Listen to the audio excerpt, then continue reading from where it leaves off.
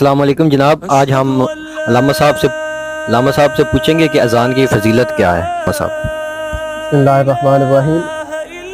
جس مبارکہ ہے کہ حضرت ابو ہریرہ رضی اللہ تعالیٰ عنہ فرماتے ہیں کہ ہم لوگ ایک مجلس میں بیٹھے ہوئے تھے، ایک شخص کا انتقال ہو جاتا ہے تو بظاہر تو اس کا کوئی نیک عمل نہ تھا کہ نبی پاک صلی اللہ علیہ وآلہ وسلم نے فرمایا کہ اس کی بخشش ہو گئی۔ صحابہ کرام تعجب میں آ گئے۔ ایک صحابہ اٹھے اور اس نے جا کے اس کے گھر سے پوچھا کہ یہ جو آپ کے شوہر کا انتقال ہوا ہے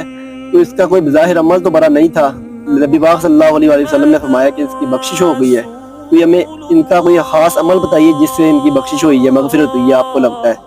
تو ان کے گھر والوں نے بتایا کہ بظاہر تو کوئی ایسا عمل نہ تھا کہ جس کی وجہ سے ان کی بخشش ہو جائے، لیکن یہ تعداد ہم نے دیکھی ہے کہ جب بھی اذان ہوتی تھی، اقامت ہوتی تھی، تو وہ اذان کا جواب دیا کرتے تھے۔ ماشاء اللہ، جزاک اللہ علامہ صاحب نے آپ کو بتایا کہ اذان کی فضیلت